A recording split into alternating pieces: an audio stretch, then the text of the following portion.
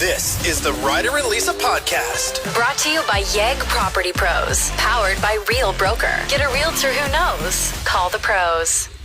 Justin Timberlake has new music coming out, and now all of a sudden his wife just goes viral on TikTok with a really stupid idea. Mm-hmm. So she was eating in her shower and posted about it, and I watched this and I went, I'm on to you. Mm-hmm. I'm on to you. I know exactly what you're doing. You're trying to get people talking about your family so JT can sell out his world tour that he announced. Yeah, and get more people streaming his new track. So here's a bit of her discussing it. I really want to, start a movement, a shower eating movement. I think for people who are multitasking, it's just going to be such a huge relief in so many ways. She has some tips and rules. Here's my rules with shower eating. A ledge is really helpful. Something that you can stick your cup, your yogurt container, your coffee, whatever it is you're enjoying. But I like to take a bite or a sip and put it on the ledge. And then, you do your thing, you wash your hair. You can do this. Find it deeply satisfying. And she has another rule. Only tricky thing is when you're chewing, you got to keep your mouth closed because I still like to get under the water while I'm chewing. And for whatever reason, I want to open my mouth at the same time and spit water. That's the pro tip. Chew, do not open the mouth, do not let the shower water in. Enjoy your shower consuming. What a snore fest. Imagine thinking that that's good content, that you're like, I'm going to post this. This is good stuff. I mean, we're talking about it. Yeah, because we know. Yeah, I know, but there's a motive. Is it working then? I don't know. How many likes does it have? Are people in the comments thinking it's legit? And they're like, oh my gosh, you're so smart. This is brilliant. I'm going to try this tonight. Well, I think probably some of the comments are like us right now, being like, okay, we get it. Do yourself a favor and just watch our TikToks instead. I agree with that. Austin Butler embraced the role of Elvis so much. He committed to that role so much that he's now having to go and speak to like a dialect coach to try to not sound like Elvis anymore. Well, because he keeps getting cast in other films and he doesn't know how to get rid of Elvis. Stop moving your lip like that. It was like Elvis. Do you think he's doing that too? Uh-huh. I do. I laughed so hard at this tweet too, because that's where I read it. It was on Twitter. Someone being like, he hired a dialect coach, and someone said, I bet it was really hard for him to say thank you very much when it's done. Imagine doing all that training and then on your last day, you're just like, yeah. Thank you very much. I feel like this happens to even people that go to the movies sometimes. You end up embracing a character. So I could see how it happens, or, people that watch a show a lot and start kind of morphing into the characters in it. Oh, like when I was into Schitt's Creek, I turned into every character. I was Moira. I was David. I was Alexis. I was everyone. Even the way you said Alexis there. I'll do Alexis first. Ready? Ew, David. Okay, that's good. Now I'll do Moira. Just fold it in, David. Okay, good. And then here's my David impression.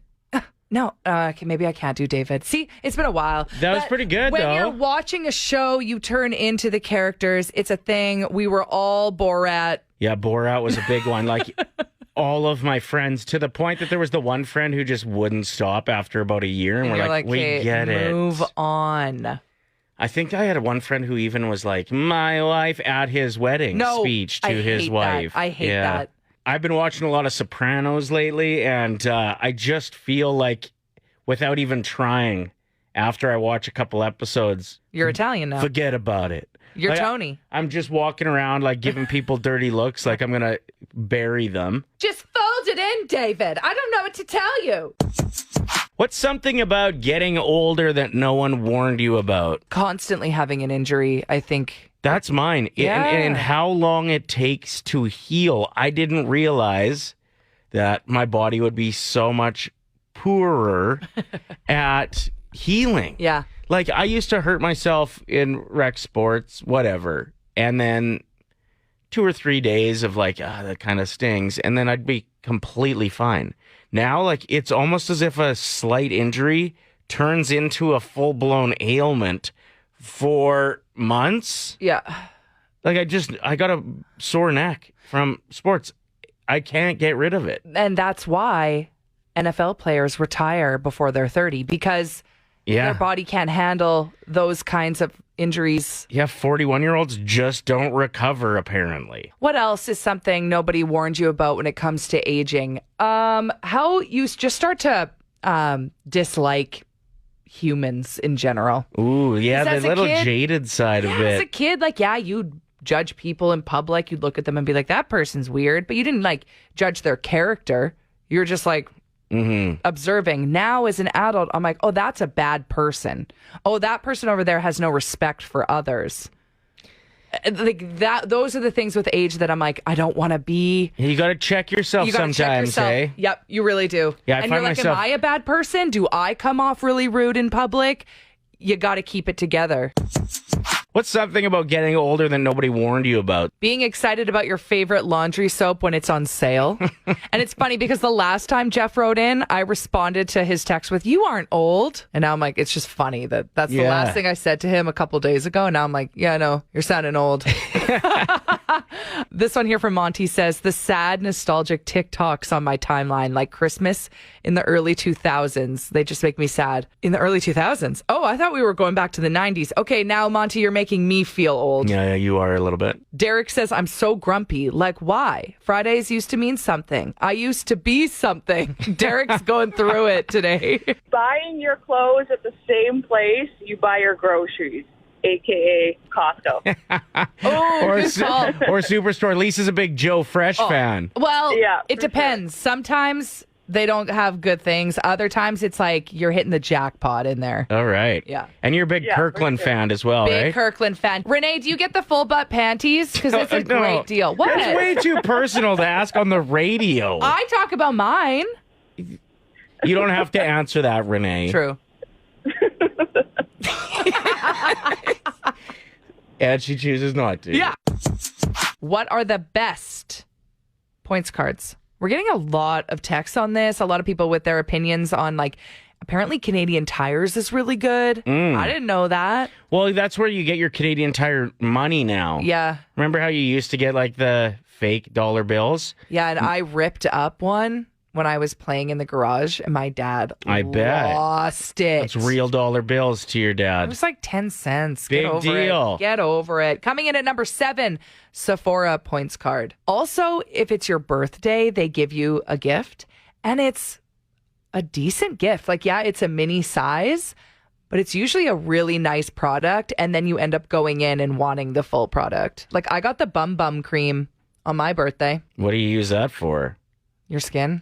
Oh. Coming in at number 6, the Costco MasterCard. Haley wrote this one in saying, if you're already a member, there's no fee for the card. So I pay $0 per year. Okay.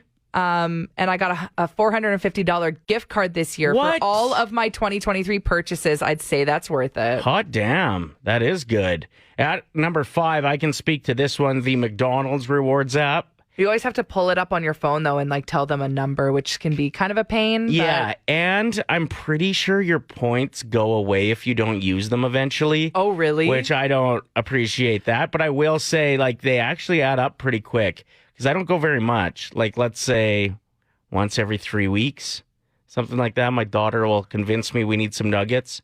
Doesn't take a lot of convincing, but I've managed to get a couple free trips through there, and like I said, I don't go there very much, There so you it's go. a pretty good one. It is annoying when they say, like, you only have X amount of time to use your points.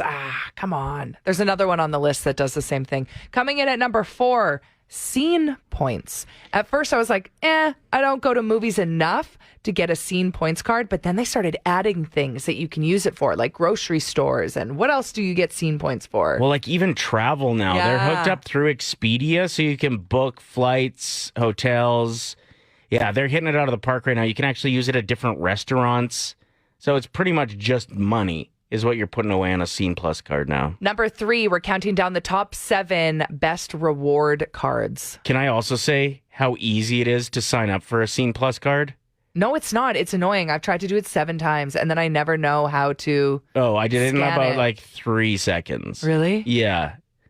Yeah, they just give you a code on the back of the card and you punch that in. Does anyone else think that the HomeSense gift card reward card is like useless? Like what is Ooh, what you're is picking a fight with a company you don't want to mess with. Well, I'm You just- love it there. I know, but I've never cared to sign up. Give me a reason why it's worth it, because you have an extra couple days to return things. Is that it? Coming in at number 3, coffee gift reward cards. The Tim Hortons one is great. Once you get 400 points, that's a free coffee. They always have really good offers, so you can log in and see like what's on for. You could get like 2 coffees, 2 sandwiches for $5. Like, okay. Coming in at number 2, WestJet rewards. Well, it's the WestJet MasterCard. The extra perk here is like you get dollars towards travel, but you also get the companion flight every year. So you get a free, someone can come with you and fly for free. Well, for $99. Oh. But it actually, like, when my daughter and I zip out to Victoria, to the coast to see my family, like, it's so helpful and it really knocks down the price. And coming in at number 1, counted on the best rewards cards,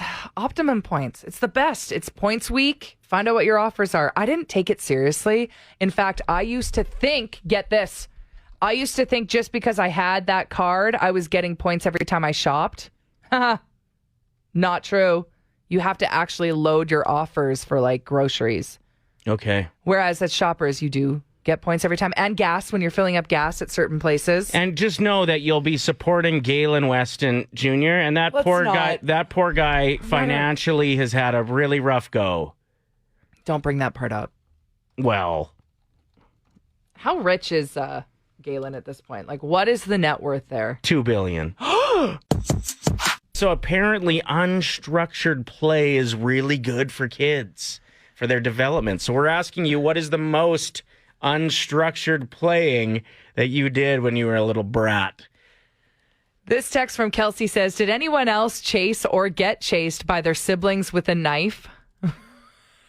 It really shapes you. It really... Yeah, no, don't recommend that one. Running with a knife. Like, even if they don't catch you, that's just such a dangerous game. Carly says, we lived in BC. We'd go tubing down the river with no life jackets, no parents, and no phones. So maybe we don't need to send it all the way back, just a little bit of the way back. Just a little bit. The one that we used to do was we would take the wheels off of skateboards, and then we strapped old leather belts on as bindings, and so we could stick our feet into them and they wouldn't go anywhere when we jumped off of the roof. And like, so what are you landing on? Just a pile of snow. We'd sometimes pile up the snow to land in it.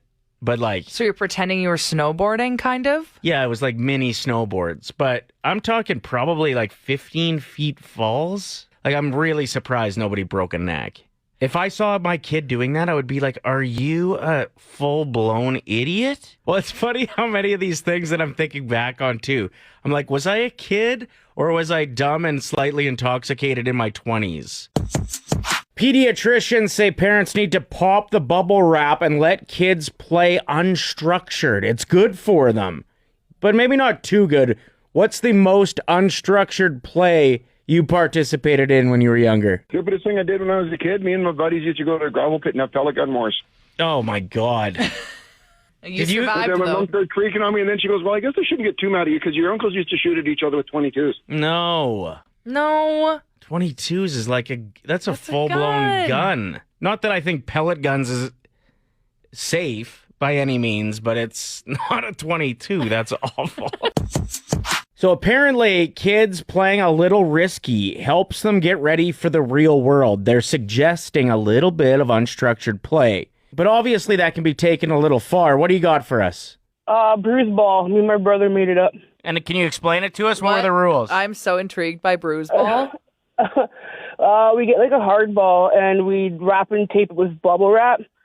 And then we'd have to sit on opposite sides of like the room. And we'd throw it at each other, but like you weren't allowed to catch the ball. You had to like just redirect it back at each other.